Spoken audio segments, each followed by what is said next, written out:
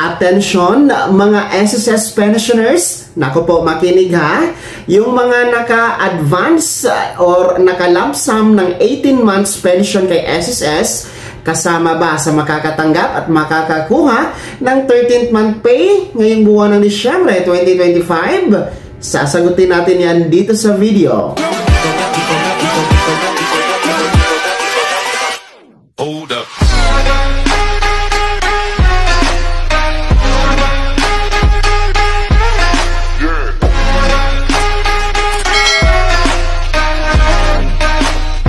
Hello mga ka-vlogs! Welcome dito sa aking YouTube channel. Magandang araw po sa lahat ng mga manonood. Saan po kayong dako sa mundo? Kumusta mga ka-vlogs?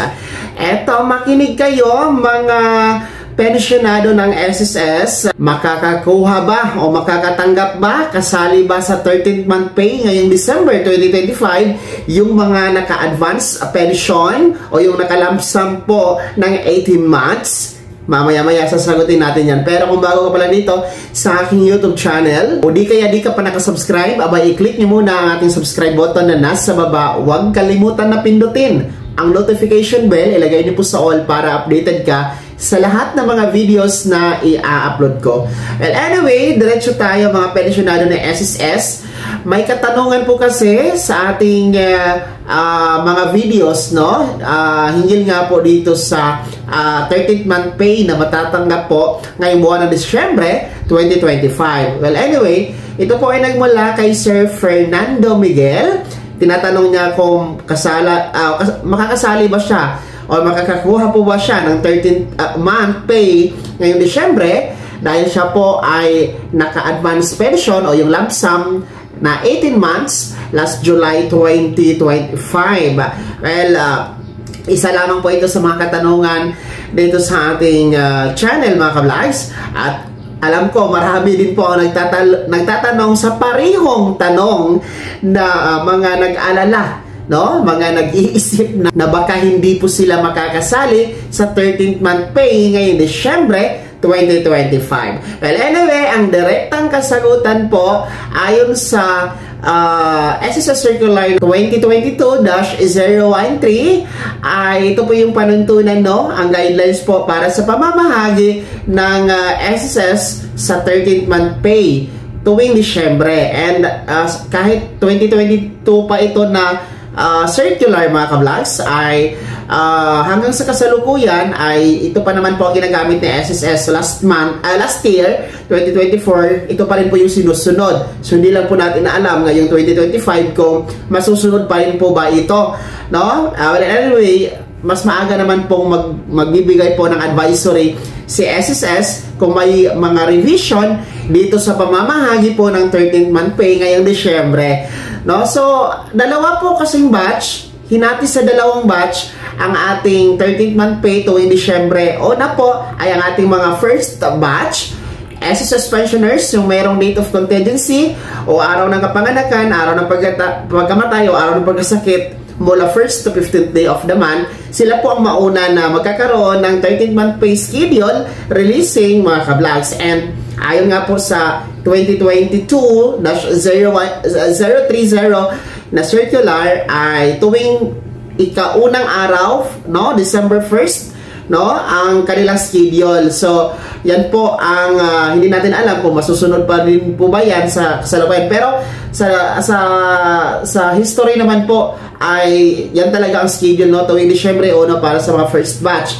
And yung ating mga second batch naman, SSS pensioners, yung mayroong date of contingency o araw ng kapanganakan, araw ng pagkamatay o araw ng pagkasakit mula 16th to last day of the month, no? Ang schedule nyo po ayon sa Circular 2022-030 ay tuwing ika-4 na araw ng Disyembre, no? December 4, no, mga ka-vlog. So yan din po ang ating expectation ngayong buwan ng Disyembre 2025 na matatanggap ninyo ang inyong 13th month pay mga second batch. So yun po yung schedule mga ka-vlogs, no? Para lang po malinaw lalong-lalo pa sa ating mga baguhang pensyonado. So doon sa balikan natin yung katanungan kung kasama ba sa 13th month pay ang ating mga naka-lump sum ng 18 months. Well, ang direktang kasagutan po ayon sa Circular 2022-030, yes. No? Oo. Yes na yes. Kasama po kayo. Makakatanggap din po kayo ng 13th month pay mga SSS pensioners na naka-lump sum ng 18 months. Bakit ba? Kasi ang mga katanungan kasi bakit sila kasama naka-advance na nga ng pensyon?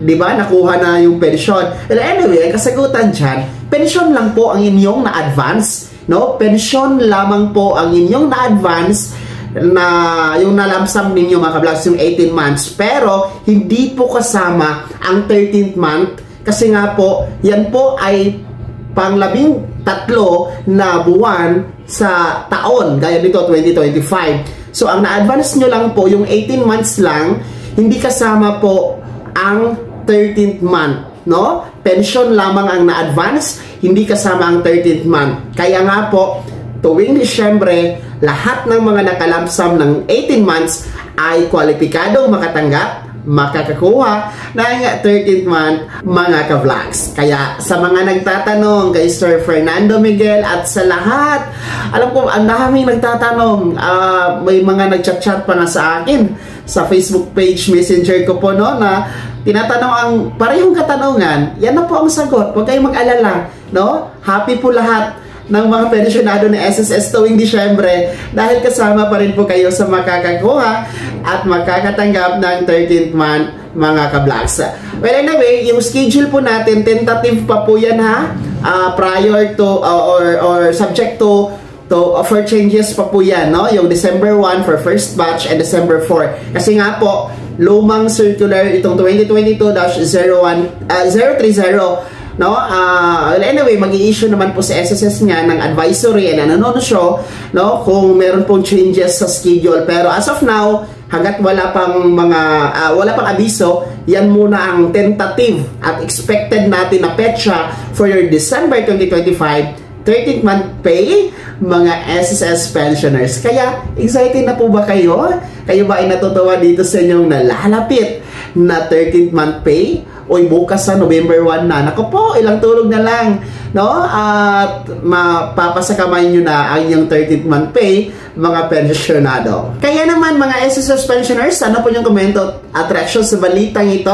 Sino sa inyo dito ang mga naka-advance or naka-lump sum ng 18 months? No? Meron po ba? Alam ko marami. Pakikomento nga sa comment section na nasa baba. And sa lahat ng mga pensionado, ano po ba inyong gagawin sa inyong 13th month? Ano po ba ang inyong paggagastahan dito? Kayo ba ay excited na? Anong batch po ba kayo? Ibahagi nyo lahat sa comment section na nasa baba. Pakilapit ng buong pangalan at kung taga saan kayo. Bago ako magtapos sa video na to, kung gusto nyo pong sumuporta sa aking YouTube channel, maaari nyo pong i-click ang ating super thanks button na nasa baba. Sa mga gusto maging miyembro, pwede. I-click nyo lamang ating join button. Maraming perks dyan mga ka-vlogs.